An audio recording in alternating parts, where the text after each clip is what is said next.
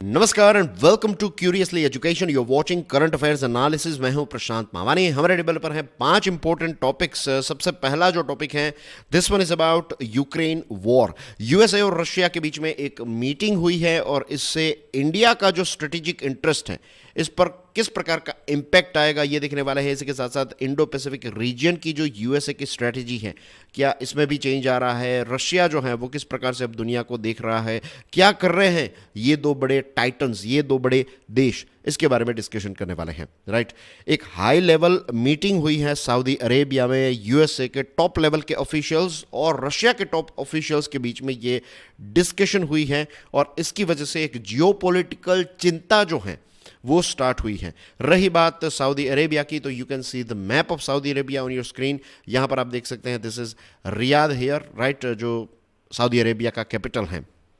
अब जो दुखद बात है वो ये है कि इस नेगोशिएशन में यूक्रेन जो है वो सेंटर स्टेज में है। यूक्रेन के युद्ध को लेकर ये नेगोशिएशंस हो रहे हैं और इसमें यूरोपियन देश जो हैं उनको इंक्लूड नहीं किया गया है और ना तो यूक्रेन को इस डिस्कशन का पार्ट बनाया गया है। यूक्रेन के मैप को भी क्विकली देख लेते हैं। This is Kyiv, as you can see on your screen. यहाँ पर रशिया है और ये कुछ ऐसे क्षेत्र हैं, राइट, जो रशिया के कंट्रोल में है, जो यूक्रेन के क्षेत्र हैं, राइट। तो इसमें क्राइमिया आ गया, यहाँ पर ये वाला जो पोर्शन है, लगभग ये सारा पोर्शन जो है वो फिलहाल रशिया के कंट्रोल में है। ओके, अब ये जो डिस्कशन चल रही है, ये जो एक जियोपॉलिटिकल कंसर्न या फिर एंग्जाइटीज जो क्रिएट हुई है बिकॉज ऑफ दिस मीटिंग, इसकी वजह से जो ट्रांस अटलांटिक अलायंस, इसका मतलब क्या होता है? इसका मतलब है कि यूएसए और यूरोपियन देशों के बीच में जो एक अलायंस है, जो एक मित्रता है, राइट, उसको लेकर भी काफ़ी सारी एंग्जाइटीज जो है वो क्रिएट हुई है। यूक्रेन के प्रेसिडेंट जेलेंस्की साहब ने ये बताया है कि किसी भी प्रकार की इसमें जो डील होगी, इस डील को यूक्रेन रिजेक्ट करता है क्योंकि इसमें कीव का, यानी कि उनके देश का, Kyiv is the capital of Ukraine of course, तो उनका कहना यह है कि कीव यानी कि उनकी सरकार जो है उसको इस नेगोशिएशन का पार्ट नहीं बनाया है। तो अगर यूएसए और रशिया के बीच में कोई डील होती है तो यूक्रेन अभी से इसको रिजेक्ट कर रहा है, राइट। जेलेंस्की साहब जो हैं वो सऊदी अरेबिया भी जाने वाले थे, वो यूएई के दौरे पर गए। इसके साथ दूसरे जो इस क्षेत्र के जो देश हैं वहाँ पर भी वो गए। सऊदी अरेबिया जाने वाले थे लेकिन लास्ट टाइम में उन्होंने सऊदी अरेबिया की जो विजिट है उसको फिलहाल पोस्टपोन कर दिया है। अब ट्रंप साहब का जो इन्फ्लुएंस है वो काफ़ी ज़्यादा है। As you know, USA is the biggest power on the planet at present as far as economical power is concerned, as far as military power is concerned. तो अब ट्रंप साहब जो नए नए आइडियाज़ लेकर आ रहे हैं, इस चीज़ को लेकर यूक्रेन का वॉर जो है उसमें एक नई कन्फ्यूजन जो है वो शायद क्रिएट हो रही है। रशिया जो है उसने इस बात पर एग्री किया है, जो लेटेस्ट अपडेट है वो ये है कि अगर यूक्रेन यूरोपियन यूनियन को ज्वाइन करता है तो इससे रशिया का कोई मीन्स ऐसा विरोध नहीं है, रशिया को कोई इससे कोई बड़ी चिंता नहीं है। लेकिन रशिया ने इस चीज़ को क्लियरली कह दिया है कि यूक्रेन को नाटो की मेंबरशिप जो है वो नहीं मिलनी चाहिए, राइट। अब यूएसए जो है वो रशिया के साथ अपने रिलेशंस को रीसेट करना चाहता है और यूएसए कहीं ना कहीं ये चाहता है कि रशिया जो है ये चाइना, नॉर्थ कोरिया, ईरान का जो अलायंस है, ये तीनों देश जो हैं ये यूएसए के टॉप एनिमीज़ हैं। इसमें रशिया भी हुआ करता था, लेकिन अब यूएसए ये चाहता है कि रशिया इस China, north Korea, Iran alliance में से थोड़ा दूर चला जाए, राइट। यूएसए और रशिया जो हैं इन दोनों के बीच में जो नेगोशिएशंस चल रहे हैं, तो इससे पूरा जो ग्लोबल पावर डायनामिक है उसमें एक बहुत बड़ा बदलाव हो सकता है। चाइना और नॉर्थ कोरिया जो हैं उन्होंने रशिया में हेविली इन्वेस्ट किया है, तो ऐसा भी नहीं होगा कि रशिया जो है वो हमेशा के लिए चाइना और नॉर्थ कोरिया से दूर चला जाए। It's not going to be like that. Russia अपनी स्ट्रेटेजिक ऑटोनॉमी या फिर एक अपने स्ट्रेटेजिक ऑप्शंस जो हैं इसको ओपन रख कर ही चल रहा है। और रही बात हमारे देश भारत की, तो एज यू नो कि इंडिया और रशिया के रिलेशंस जो हैं वो काफ़ी पुराने रिलेशंस हैं और ब्रह्मोस मिसाइल जो दोनों ने मिलकर डिज़ाइन की हैं, तो इसको हमने फिलीपाइंस को तो बेच दिया है, फिलीपाइंस के पास अभी ये मिसाइल्स जो हैं वो आ चुकी हैं। इसी के साथ साथ वियतनाम के साथ जो है वो डिस्कशन चल रही है कि ये ब्रह्मोस मिसाइल जो है वो हम वियतनाम को भी बेच दें। Now the thing is, Philippines और वियतनाम का यहाँ पर मेंशन इसलिए इंपॉर्टेंट है क्योंकि इंडो पैसिफिक स्ट्रेटजी में ये दोनों देश जो है वो बहुत ही इंपॉर्टेंट रोल प्ले करते हैं। इसी के साथ साथ ये दो ऐसे देश हैं जिनका अभी चाइना के साथ डिस्प्यूट चल रहा है। कुछ दिनों पहले ही मैंने आपको 9 डैश लाइन जो है वो पूरा एक्सप्लेन किया था, और उसमें हमने 9 डैश लाइन क्या है ये सारी चीज़ें देखी थी, और आपको याद होगा कि इंडोनेशिया का मैप हमने देखा था, राइट। तो ये सारी चीज़ें हैं। अभी आगे क्या होगा इस नेगोशिएशन में, अभी कोई क्लियर रेजोल्यूशन या फिर कोई क्लियर डील नहीं हुई है, अभी चीज़ें चल रही है। लेकिन एक बात तो क्लियर है कि ये नेगोशिएशंस जो हैं, ये जो डिप्लोमेटिक मूवमेंट है, इसकी वजह से पूरी दुनिया में एक रीअलाइनमेंट हमें देखने को मिलेगा। दूसरा जो टॉपिक है वो इसी टॉपिक के साथ जुड़ा हुआ है, right. How do the Washington Moscow negotiations in Riyadh reflect a return to outdated geopolitical principles rather than multipolarity. Multipolarity का मतलब क्या होता है ये समझ लेते हैं। इसका मतलब यह है कि दुनिया का कोई एक पोल या फिर बाइपोलर वर्ल्ड नहीं है। बाइपोलर यूनिपोलर का मतलब यह है कि कोई एक देश, यूनिपोलर की बात करूं तो जनरली ये बताया जाता है कि सिर्फ यूएसए जो कहेगा वो चीज़ें होगी, this is called unipolar. Bipolar का मतलब यह है कि यूएसए और रशिया जो कहेंगे, ये दोनों देश जो तय करेंगे, ये पूरी दुनिया को मानना पड़ेगा, या फिर ये दोनों देश ही पूरी दुनिया के डिसीजंस जो हैं वो लेंगे। तो आप इसको बाइपोलर कह सकते हैं। इसमें रशिया की जगह आप चाइना भी डाल सकते हैं, राइट। यूएसए तो रहेगा है इसमें। मल्टीपोलर का मतलब यह है कि दुनिया का कोई एक पावर नहीं है, कोई एक सेंटर स्टेज नहीं है, राइट। दुनिया मल्टीपोलर है। तो इसमें डेवलपिंग देश, ग्लोबल साउथ की बात करें तो भारत हैं, इसमें आप चाइना ऐड कर सकते हैं, ब्राज़ील, साउथ अफ्रीका और दूसरे भी ऐसे देश हैं। वेस्ट एशिया के जो देश हैं वो भी पावरफुल कंट्रीज़ हैं। तो दुनिया जो है ये मल्टीपोलर ही होनी चाहिए, राइट। कोई एक दो तीन चार देश मिलकर पूरी दुनिया के डिसीजंस ले, ऐसा नहीं चल सकता। तो यहां पर जो मेन प्रश्न है वो ये है, हाउ डू ये जो नेगोशिएशंस हैं, तो ये नेगोशिएशंस जो हैं ये मल्टीपोलैरिटी नहीं, लेकिन जो पुराना वक्त था जिसमें आउटडेटेड जियोपॉलिटिकल प्रिंसिपल्स जो हैं ये फिर से वापस आ चुके हैं, ऐसा क्यों लग रहा है, चलिए इसको समझते हैं, राइट। जैसे हमने देखा कि ना तो यूक्रेन ना तो यूरोपियन यूनियन को इस हाई लेवल बायलैटरल टॉक का पार्ट बनाया गया है, और यूक्रेन यहां पर नहीं है, this itself is a big thing, क्योंकि जिस देश के साथ युद्ध हो रहा है रशिया का, उस देश को ही आपने ऑन बोर्ड नहीं लिया है। यूएसए और रशिया आपस में चीज़ों को डिस्कस कर ले, लेकिन अगर यूक्रेन नहीं मानेगा तो चीज़ें जो हैं वो आगे नहीं बढ़ेगी। और अभी तक ऐसी सिचुएशन थी कि बाइडेन सरकार जो है वो यूक्रेन को बैकडोर से सारा सपोर्ट प्रोवाइड कर रही थी, लेकिन अब अचानक से जो यूएसए की करंट सरकार है वो ये कह रही है कि हम ये सारी चीज़ें जो हैं वो कहीं ना कहीं स्टॉप कर देंगे। इससे पहले की डिस्कशन में हमने एक चीज़ भी देखी थी कि यूक्रेन का नेटो में आना जो है इट्स इल्यूजनरी, और उन्होंने ये भी कहा था कि अब जो यूक्रेन को सपोर्ट और ये सारी चीज़ें हैं वो नहीं मिलेगी। डायरेक्टली इनडायरेक्टली इस प्रकार के शब्दों का इस्तेमाल जो है वो किया गया है। 1945 में एक याल्टा सिस्टम डेवलप हुई थी, right. These talks echo the Yalta system established in 1945 which divided Europe by outside power. दूसरे देशों ने मिलकर, उस समय पर यूएसएसआर और यूएसए ने मिलकर यूरोप को डिवाइड कर लिया था, और इसमें यूरोपियन यूनियन, या फिर जो उस समय पर यूरोपियन यूनियन नहीं था लेकिन यूरोपियन जो पावरफुल कंट्रीज थे, यूके, फ्रांस, जर्मनी, दूसरे देशों को इसमें ऐड नहीं किया गया था। तो कहीं ना कहीं ये जो याल्टा सिस्टम, जो पहले चीज़ें ऐसी हुई थी, अब यही चीज़ें यहाँ पर रिफ्लेक्ट हो रही हैं कि माइट इज़ राइट, यानी कि जिसकी लाठी उसकी भैंस, जिसके पास ताकत है वही सारी चीज़ों को डिक्टेट करेगा। इंटरनेशनल रिलेशंस इस प्रकार से नहीं चल सकते। वर्ल्ड वॉर 2 के बाद सोवियत इंपीरियलिज्म जो है इसने ईस्टर्न यूरोप को मॉस्को के कंट्रोल में ही रखा। जो एग्रीमेंट्स हुए थे, इन सारे एग्रीमेंट्स को मॉस्को ने नज़रअंदाज किया, राइट। और स्टालिन ने तो मौकरी की थी इंटरनेशनल लॉ की कि जब यूक्रेन जो है वो यूएन में ज्वाइन हो गया, उसके बावजूद भी यूएसएसआर जो है वो अपनी दादागिरी इस क्षेत्र में कर रहा था।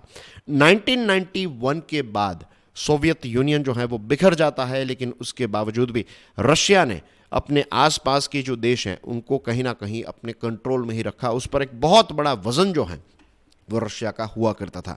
और फिर वेस्टर्न पॉलिसीज जो है वो किस प्रकार की हो गई, खास करके अमेरिका की बात करें, आप वेस्टर्न यूरोपियन देशों की बात करें, तो G7 जो है उसको एनलार्ज करके G8 बनाया गया, रशिया को इसमें ऐड किया गया। इसके बाद नॉर्ड स्ट्रीम 2 जो है पाइपलाइन, तो इसको आगे बढ़ाया गया। तो कहीं ना कहीं वेस्टर्न पॉलिसीज जो हैं वो रशिया फर्स्ट अप्रोच से चल रही थी। इसमें सारे ये वेस्टर्न देश जो हैं, प्रिडोमिनेंटली G7 के देश जो हैं, वो रशिया फर्स्ट पॉलिसी को फॉलो करते थे। 2022 में वेस्टर्न यूरोपियन देशों ने चीज़ों को रिवर्स किया, राइट। ये जो रशिया फर्स्ट स्टैंड जो हैं इसको रिवर्स किया गया। और फिर यूक्रेन, मोल्दोवा, जॉर्जिया, इन सारे देशों को यूरोपियन यूनियन का पार्ट बनाने पर ये जो यूरोपियन देश हैं उन्होंने सपोर्ट करना स्टार्ट किया। लेकिन ट्रंप एडमिनिस्ट्रेशन जो है ये फिर से याल्टा स्टाइल अप्रोच जो है उसको फेवर कर रहा है, और छोटे छोटे जो देश हैं उनकी आवाज़ें जो हैं, उनके जो कंसर्न्स हैं, उनको कहीं ना कहीं साइडलाइन करता जा रहा है। अब ये सारी चीज़ें जो हैं ये भारत के लिए एक कंसर्न क्रिएट करती है, क्योंकि यूएसए की फॉरेन पॉलिसीज़ जो हैं उनकी प्रायोरिटीज़ समय के साथ साथ चेंज होती जाती हैं, राइट। वो अपने जो भी प्रिंसिपल्स हैं कि पहले उन्होंने कहा कि नहीं हम आपको प्रोटेक्शन देंगे, लेकिन फिर बाद में अपना स्टैंड जो है वो समय के हिसाब से वो चेंज कर लेते हैं। तो इस प्रकार की चीज़ें जो हैं it is not good for the world, और कहीं ना कहीं जो यूएसए पर एक विश्वास है वो भी दूसरे देशों का डगमगा जाएगा। ट्रंप साहब जो हैं वो ब्रिक्स को उतना ज़्यादा अप्रिशिएट नहीं करते हैं, राइट। और जैसे मैंने आपको बताया कि पावरफुल स्टेट्स जो हैं वो ट्रांजैक्शनल ग्लोबल ऑर्डर को फॉलो कर रहे हैं, यानी कि अपने फ़ायदे को सबसे पहले देखिए, बाकी के देशों का जो हो रहा है वो होने दीजिए। अब सोचिए, अभी चाइना को काउंटर करने के लिए भारत की मदद कर रहा है या फिर भारत के साथ सपोर्ट करने की बात कर रहा है, और कल ऐसा होगा कि यूएसए और चाइना जो है वो आपस में मिलकर चीज़ों को सॉर्ट आउट कर ले और फिर भारत को अकेला छोड़ दे। तो ये भी एक कंसर्न जो है वो इस चीज़ से क्रिएट होता है, क्योंकि बाइडेन सरकार यूक्रेन को सपोर्ट कर रही थी और अब एक नई सरकार आई है, ट्रंप सरकार जो है वो यूक्रेन को ऐसे ही छोड़ दे रही है। तो ऐसी सिचुएशन किसी भी देश के साथ जो है वो हो सकती है। बुडापेस्ट मेमोरेंडम, बुखारेस्ट डिक्लेरेशन, ये सारी चीज़ें जो हैं इसने यूक्रेन को जो प्रोमिस की थी उसको तोड़ा है। अगर हम बुडापेस्ट मेमोरेंडम को देखें तो शायद आपको पता होगा कि जब यूएसएसआर जो हैं वो बिखर गया तो उस समय पर जो न्यूक्लियर वेपन्स जो थे वो यूक्रेन के पास थे, लेकिन यूएसए ने गारंटी दी कि भाई ये बुडापेस्ट मेमोरेंडम में कि आप ये वेपन्स जो हैं वो आप मॉस्को को दे दीजिए, आप रशिया को दे दीजिए, राइट, और बदले में हम आपको सिक्योरिटी प्रोवाइड करेंगे। 2014 में जो क्राइमिया है, जो पोर्शन अभी हमने स्टार्टिंग में मैप में देखा, राइट, तो क्राइमिया वाला पोर्शन रशिया ने एनेक्स कर लिया, अपने कब्जे में ले लिया, और फिर 2022 में यूक्रेन पर एक युद्ध भी छेड़ दिया। तो ये बुडापेस्ट मेमोरेंडम जो है इसमें जब यूएसए ने गारंटी दी थी कि हम यूक्रेन की रक्षा करेंगे, तो वो तो कहीं पर खड़ा नहीं रहा, राइट। बुखारेस्ट डिक्लेरेशन जो है 2008 का, उसमें उस समय पर बुश साहब जो थे प्रेसिडेंट, उन्होंने कहा था कि यूक्रेन और जॉर्जिया जो हैं तो उनको हम नेटो की मेंबरशिप प्रोवाइड करेंगे, लेकिन अब जो ट्रंप सरकार है उसने कहा कि भाई यूक्रेन को नेटो की मेंबरशिप के बारे में शब्द का इस्तेमाल किया है, दैट इज़ इल्यूजनरी, राइट। वो कह रहे हैं कि दिस इज़ नॉट पॉसिबल, और फिर जो रशिया के पास यूक्रेन का पोर्शन है वो आपको वापस चाहिए, तो ये भी नहीं हो सकता। इस प्रकार की चीज़ें जो हैं वो हमें देखने को मिल रही हैं। तो करंट नेगोशिएशंस जो चल रहे हैं ये इस प्रकार के कमिटमेंट्स को कंप्लीटली इग्नोर कर रहे हैं, and all these things raise questions about US credibility, right. तो ग्लोबल साउथ के जो देश हैं, जिसका एक बहुत बड़ा लीडर हमारा देश भारत माना जाता है, तो हमें ये सारे नए जियोपॉलिटिकल लैंडस्केप्स में बहुत ही संभल कर चलने की ज़रूरत है। और रियाद में जो अभी डिस्कशन चल रही है ये इस बात का इशारा है कि जो पावरफुल देश हैं वो सबसे पहले अपने इंटरेस्ट्स को देखते हैं, इंटरनेशनल नॉर्म्स जो हैं उनके लिए सेकेंडरी हैं। जब उनके हित की बात आती है तो वो सबसे पहले अपने हित को ही देखेंगे, इंटरनेशनल ऑर्डर जो हो रहा है वो होने देते हैं, राइट। तो ये सारी चीज़ें जो हैं वो अभी चल रही है। अब देखना है कि आगे जो है वो इसमें क्या हो रहा है, लेकिन बहुत सारे चैलेंजेस जो हैं वो आने वाले भविष्य में हमें देखने को मिल सकते हैं। तो ये दो टॉपिक्स जो हैं वो एक दूसरे के साथ जुड़े हुए थे। एक जो है तो उसमें सरफेस लेवल की बातें थी, और दूसरे में हमने देखा कि किस प्रकार से जो पुरानी चीज़ें थी उन्हीं प्रकार उसी विचारधारा को यहाँ पर फिर से मीन्स एक प्रकार से इसका रिफ्लेक्शन जो है वो हमें देखने को मिल रहा है, isn't it? Right dear friends, आगे बढ़े उससे पहले बहुत ही क्विकली ये जो सीरीज़ हैं ये आपके लिए क्यों इंपॉर्टेंट हैं, it will help you with these 3 things. और इसी के साथ साथ ये जो सीरीज़ है दोस्तों, इसको आपकी कॉम्पिटिटिव एग्जामिनेशन में जो आपकी रिक्वायरमेंट है, यूपीएससी, स्टेट पीएससी, या फिर अगर आप कोई नेशनल या फिर स्टेट लेवल की एग्जामिनेशन की तैयारी कर रहे हैं जिसमें मेंस एग्जामिनेशन है, राइट, इंटरव्यू आपको फेस करना है, तो इस प्रकार की एग्जामिनेशन में इंफॉर्मेशन नहीं, नॉलेज की knowledge is important, you know, knowledge जो है ये फर्स्ट प्रायोरिटी होती है, चीज़ों को आपको समझना है। जब आप चीज़ें समझेंगे तो प्रीलिम्स के साथ जुड़ी हुई जो इन्फॉर्मेशन है ना, वो भी आपको अच्छी तरीके से समझ में आ जाएगी, right? So that's the main लक्ष्य of this particular series. Okay, now let's move on to the third topic. This one is about crowd management. Unfortunately, हमारे यहाँ पर जो एक chaos type situation हमें देखने को मिलती है, when I say हमारे यहाँ पर, I mean to say हमारे देश की बात हो रही है यहाँ पर। अर्बन और ट्रांसपोर्ट इंफ्रास्ट्रक्चर में प्लानिंग की आवश्यकता है। अभी जो न्यू दिल्ली का रेलवे स्टेशन है वहाँ पर एक स्टैम्पीड हुई और इस स्टैम्पीड की वजह से बहुत सारे लोग जो हैं वो मर गए।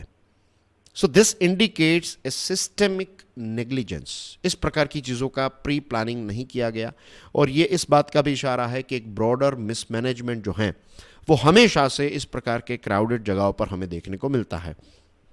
एंड दिस ऑल्सो इंडिकेट्स कि कहीं ना कहीं ये एक पॉलिसी फेलियर भी है।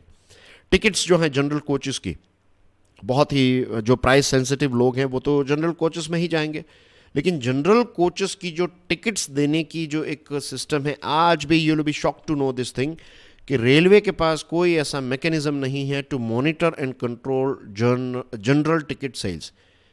रेलवे स्टेशन पर जाएंगे, एक जो लेट्स से कि एक ट्रेन के 2 डिब्बे हैं जिसमें जनरल के डिब्बे हैं, तो उसमें लेट्स से कैपेसिटी जो है लेट्स से 200 लोगों की है, तो प्लेटफॉर्म पर 400 टिकट भी वो बेच देंगे आपको। तो आज भी इस प्रकार का मैकेनिज्म नहीं है। इतना डिजिटल एरा आ चुका है, इतनी सारी चीज़ें आप कर सकते हैं, लेकिन still we don't have that system. और ऐसे ही सिचुएशन हुई थी कि कुछ 1 घंटे के अंदर या फिर उससे भी कम समय के अंदर कुछ 2200 जितनी टिकट्स जो हैं जनरल की वो बेची गई थी। तो इतने सारे लोग वहाँ पर ऑलरेडी थे, उनके पास टिकट थे। आप अगर टिकट दे देते हैं, जस्ट इमेजिन कि अगर हम वहाँ पर होते और अगर मेरे पास टिकट होती तो मैं प्लेटफॉर्म से थोड़ी कहीं पर जाऊँगा। आई वुड से कि देखिए मेरे पास टिकट है, आपने ही टिकट इश्यू की है, लेकिन ट्रेन के डिब्बे में इतनी कैपेसिटी ही नहीं थी। तो इस प्रकार की चीज़ों की वजह से ये भागदौड़ हुई। तो इसमें आप किस पर दोष डालेंगे? लोगों पर दोष डालेंगे या फिर सिस्टम पर? और ये स्टैम्पीड लाइक सिचुएशन जो है ये मुंबई प्लेटफॉर्म्स पर भी हमें देखने को मिली थी। Not just this time, past में भी अगर आप देखेंगे तो बारिश के मौसम में एक एलिफेंटा समथिंग ऐसा रेलवे स्टेशन का नाम है मुंबई में, तो वहाँ पर ऐसी स्टैम्पीड हो गई थी। ये कुछ मैं आपको बात कर रहा हूँ लगभग 5 साल पहले की बात है। तिरुपति मंदिर के पास ऐसी चीज़ें हो गई, वैष्णो देवी क्रश इन 2022 और दूसरे ऐसे बहुत सारे इंसिडेंट्स हैं, स्टैम्पीड जैसे सिचुएशन हमें देखने को मिलती हैं। तो जो मेन थिंग है दैट इज़ कि जो क्राउड मैनेजमेंट है, डेंसिटी फ्लो है, स्पीड यानी कि पेस जो है, इन सारे कोर प्रिंसिपल्स को इग्नोर किया जाता है। And what we need to do is कि क्राउड मैनेजमेंट जो है वो सारी डिज़ाइंस का पार्ट होना चाहिए। अगर आप कोई रेलवे स्टेशन बना रहे हैं, आप कोई ऐसे मंदिर के बाहर कोई ऐसी प्रीमाइसेस हैं, तो हर जगह पर क्राउड मैनेजमेंट जो है उसकी जो साइंस है, उसकी जो सिस्टम्स हैं, उनको हमें इंटीग्रेट करना ही पड़ेगा। हमारे देश में जो पॉपुलेशन है तो इसमें क्राउड मैनेजमेंट जो है इट इज़ नॉट समथिंग के स्पेशल ओकेजन्स पर या फिर स्पेशल टास्क पर ही ये सारी चीज़ें करनी है। ये कांस्टेंट नेसेसिटी होते हैं।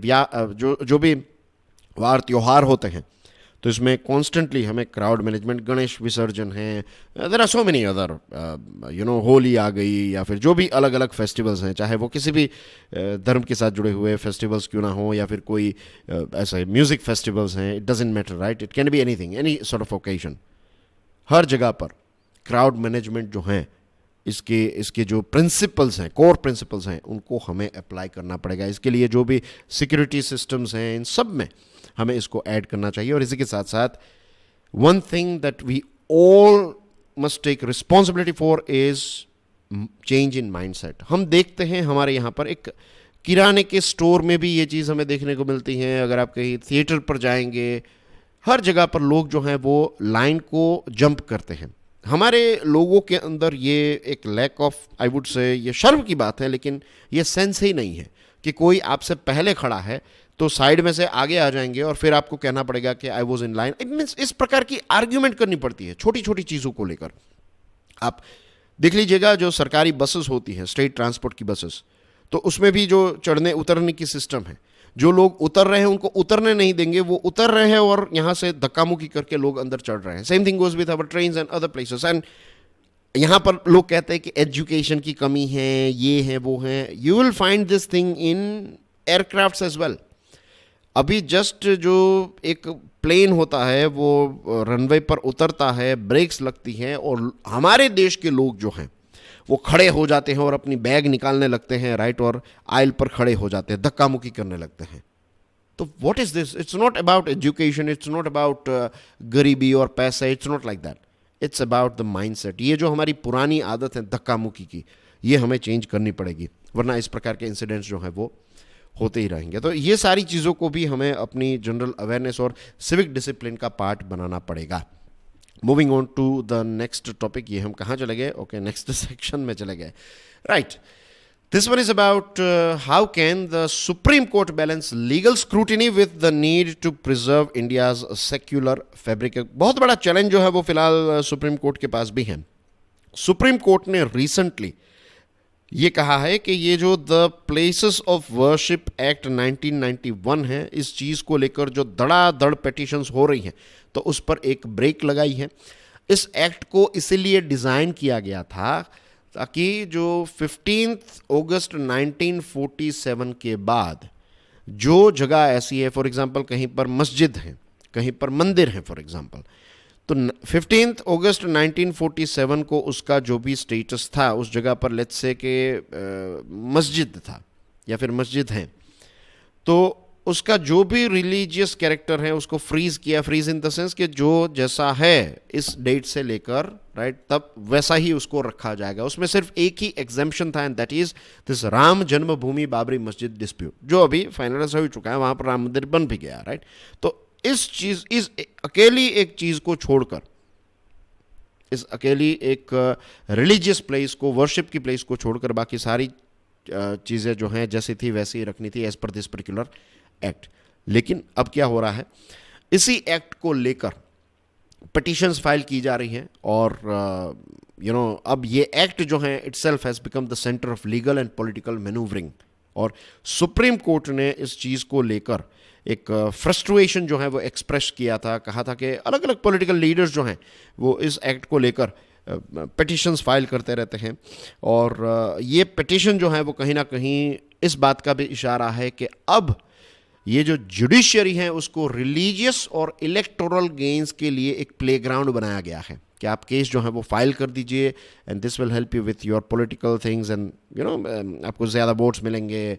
और धर्म के लेकर यहाँ पर अब जो पहले रोड पर झगड़े होते थे, अब ये लोग सुप्रीम कोर्ट में इस प्रकार की, या फिर कोर्ट्स में, जुडिशरी में इस प्रकार की चीज़ें जो हैं वो चल रही हैं.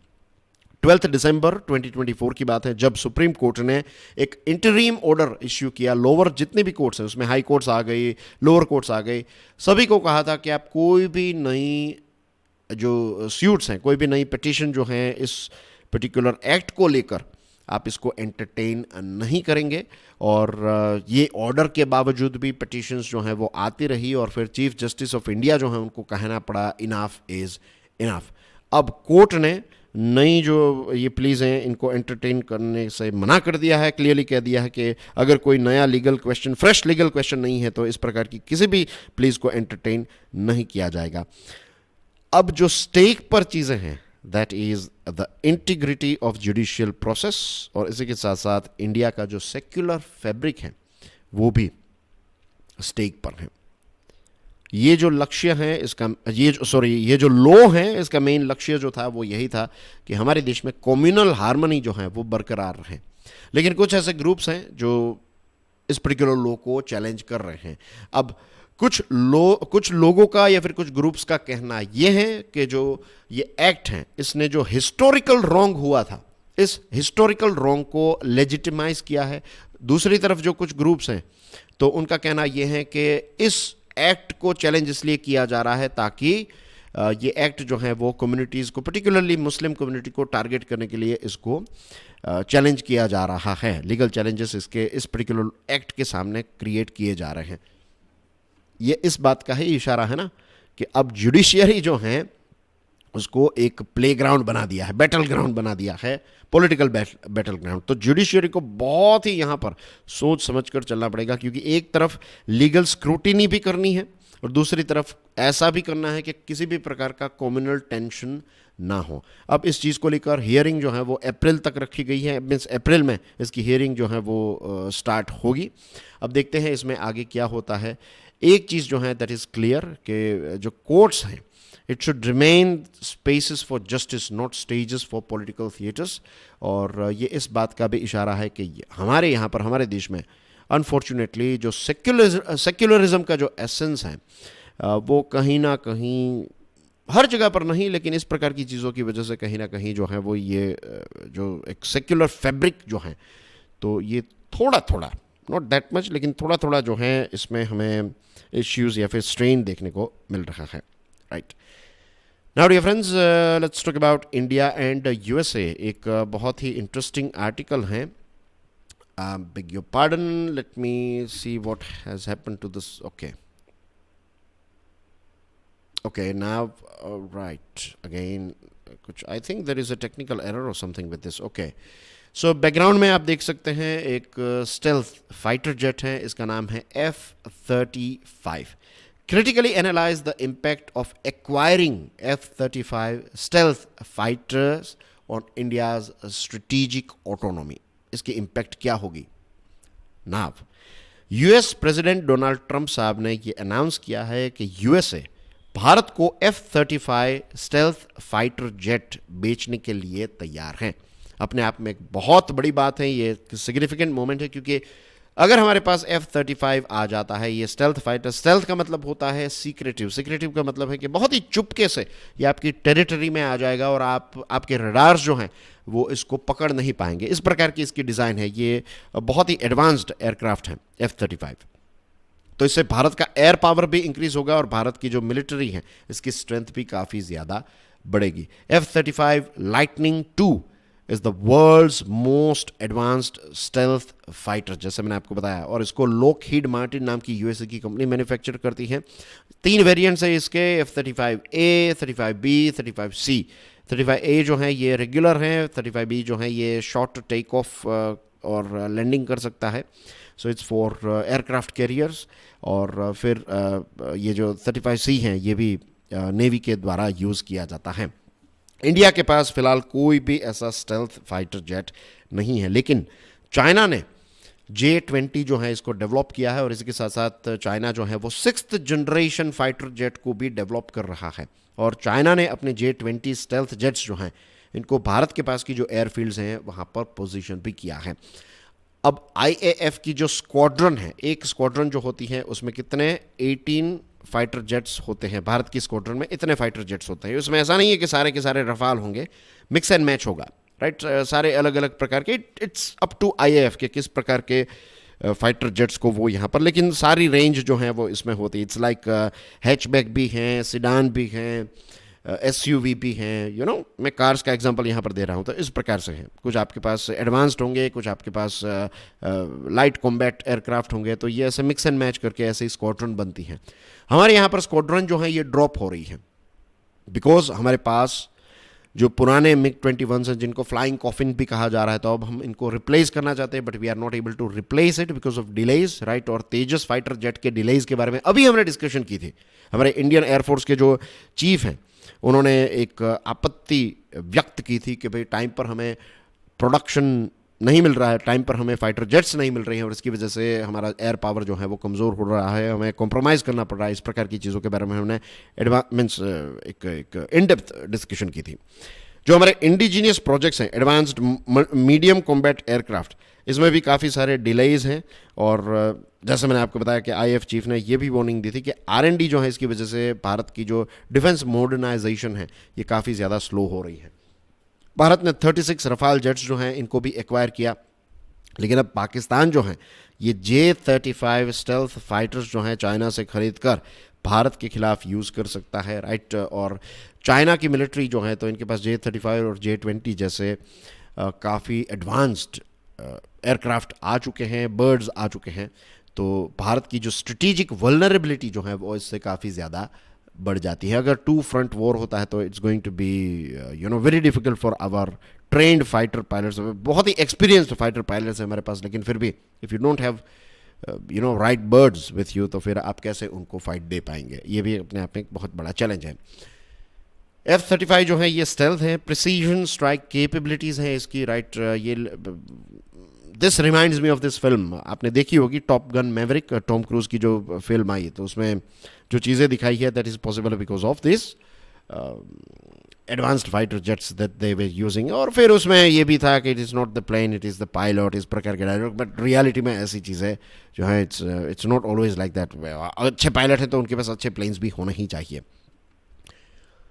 एक्सपर्ट्स का कहना यह है कि भारत का जो स्ट्रेटेजिक मिशन है उसमें ये फाइटर जेट जो है ये गेम चेंजर साबित हो सकता है। और F-35 का एक प्रूवन ऑपरेशनल रिकॉर्ड भी है, high precision strike hostile territory में जाकर ये कर सकता है। इसको एक्वायर करना जो है ये थोड़ा जियोपॉलिटिकल कंसर्न भी होगा when it comes to Russia, क्योंकि भारत और रशिया के रिलेशंस काफ़ी डीप हैं। और भारत के पास है S-400 missile air defence system जो हमने रशिया से खरीदी है। तो अगर आपके पास S-400 भी है, ये एक मिसाइल सिस्टम है, और दूसरी तरफ आप F-35 ले रहे हैं, तो S-400 एक ऐसे सिस्टम है जो F-35 को भी डिटेक्ट और डिस्ट्रॉय करने की कैपेसिटी रखती है। और यूएसए जो है वो हेजिस्टेंट है कि भाई अगर आपके पास S-400 है तो बहुत सारा डेटा जो है वो रशिया के पास जाता है। S-400 के साथ जुड़ा हुआ, आपने कब यूज़ की, एक्सपेरिमेंट्स किए, ये सारी चीज़ें, क्या क्या चीज़ें ये स्कैन कर रहा है, थिंग्स आसमान में क्या क्या चीज़ें उड़ रही हैं, there are so many things, right. तो यूएसए कहेगा कि अगर हमारे F-35 आपको हम देंगे तो फिर ये S-400 का क्या होगा। तो ये थोड़ी कॉम्प्लेक्स सिचुएशन जो है वो भारत के लिए हो सकती है कि रशिया की एयर डिफेंस सिस्टम और यूएसए का सबसे एडवांस्ड ये जो F-35 है वो, ये दोनों एक जगह पर कैसे, एक मियान में दो तलवार रखने की यहाँ पर कहीं ना कहीं बात है।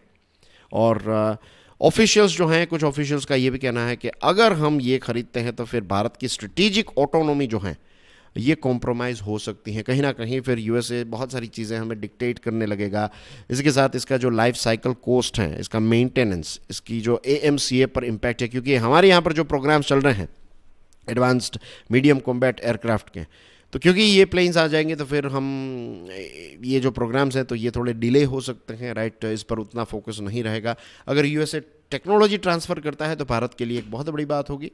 लेकिन again we have to calculate it, क्योंकि यूएस की जो कांग्रेस है उससे भी परमिशन चाहिए, तो चीज़ें इसमें काफ़ी ज़्यादा लंबी हो सकती हैं, डिलेज जो हैं वो काफ़ी ज़्यादा हो सकते हैं। इसी के साथ टर्की एक इंटरेस्टिंग देश है, यहाँ पर टर्की का एग्जाम्पल लेकर चीज़ों को समझ सकते हैं। टर्की जो है ये नेटो का भी मेंबर है। टर्की के पास F-35 जो हैं वो ख़रीदने की, मीन्स टर्की के पास ऑलरेडी S-400 रशिया की मिसाइल्स हैं। देखिए, नेटो का मेंबर है और इनके पास रशिया की एडवांस्ड एयर डिफेंस सिस्टम है। और टर्की बात कर रहा था यूएसए के साथ, नेगोशिएशंस चल रहे थे F-35 को ख़रीदने के। तो अब फिर से टर्की जो है वो F-35 मीन्स यूएसए ने पहले बीच में ऐसा समय था जब यूएसए ने मना कर दिया था बिकॉज ऑफ दिस S-400, लेकिन अब यूएसए फिर से टर्की के साथ F-35 को लेकर डिस्कशन कर रहा है। ये दोनों चीज़ों के बावजूद भी F-35 बेचने की बात है। तो अगर टर्की को ग्रीन सिग्नल मिल जाता है तो चांसेस हैं कि इंडिया को भी मिल जाएंगे। तो ये चीज़ पॉसिबिलिटी है, बट अगेन ये अभी तो सिर्फ एक ऑफर हुई है, we have to wait and watch. लेकिन अब देखते हैं आगे, मीन्स अब ये चीज़ें जो हैं वो आगे चलेगी, इस पर और ज़्यादा कमेंट्रीज हमें देखने को मिलेगी।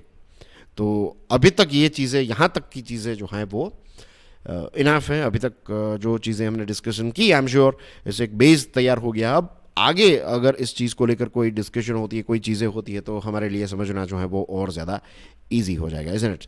So that's basically everything in today's discussion, dear friends. Thank you very much for your love and support. God bless you all. Jai Hind.